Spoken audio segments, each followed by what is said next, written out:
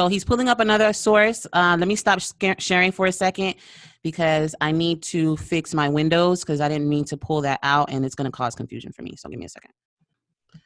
So I'm going to show you his video so you can know that I'm pulling up the same pink document that he has open, Igbo People Origins and History by Katharine Slattery. Igbo, so this is the same, okay? So I'm going to let him read to you. Before we get back to that part, we're going to talk about the fact that they aren't from there. Right there, there's much speculation about the origins of the Igbo people, which he says means they're not from there. But go ahead. As is unknown exactly how the group came to form. This is taken from the University of California, Riverside. Now, here's the source from the University of California, Riverside. This link is in the description. You can read this for yourself. This is a paper. It says, let me back up. This project was completed under the direction of Dr. Leon Litvak as a requirement for the MA degree in Modern Literature Studies in the School of English at the Queen's University in Belfast. So we have names and credentials we can look up. This is another university document. So if you have a problem with what this says, take it up with them. It says Igbo land is the home of the Igbo people and it covers most of southeast Nigeria.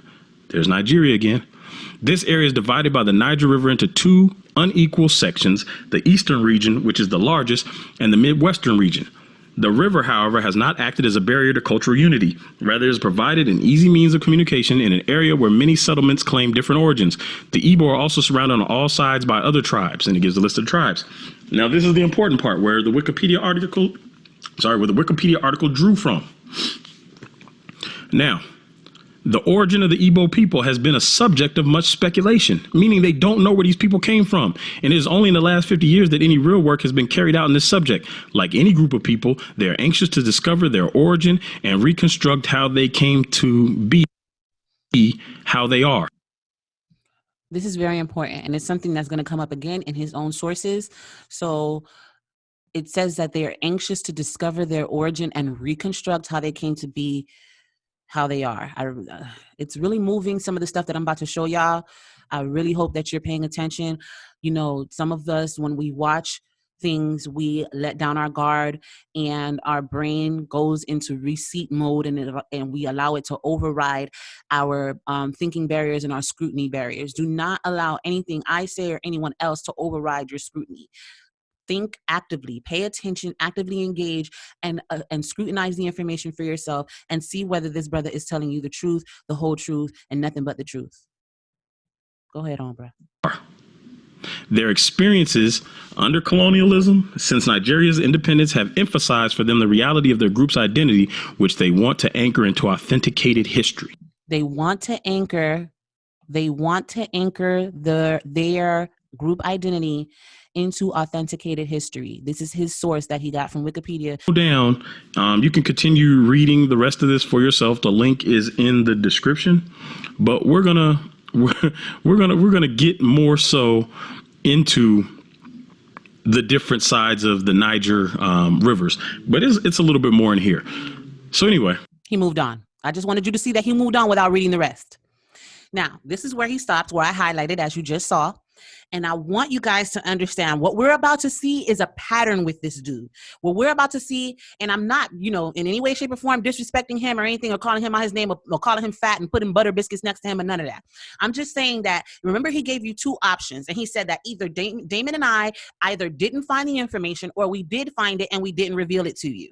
So we know that he found this information, but did he reveal the whole thing to you? Now, his whole thing was, remember how I told you, he offered his opinion of what it means that they're trying to rediscover their origins, that means that they're not from there, right? So, is that what the author of this same article that he cited, is that what they are saying? It says, so he stopped here, authenticated history, and then it says, Prologen Mina, to the study of the culture history of the Igbo speaking peoples of Nigeria. So that is the source from which that information comes. And then it says analysis of the sources that are available. And then here in parentheses, it says fragmentary oral traditions and correlation of cultural traits. So these fragmentary oral traditions and the correlation of cultural traits have led to the belief that there exists a core area of Igbo land, and that waves of immigrant communities from the north and west planted themselves on the border of this core area as early as the 9th century. This core area, Owerri, Orlu, Okwigi, forms a belt, and the people in this area have no tradition from coming from anywhere else. What did he say? That they're not from there? Remember he read this? The Igbo are also surrounded on all sides by other tribes.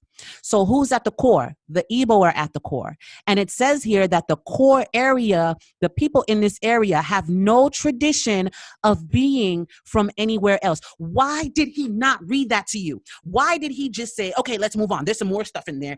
That shows you that he was aware, because apparently he says that he read the whole thing. There's some more stuff in there. We ain't gonna read that part. We finna skip along.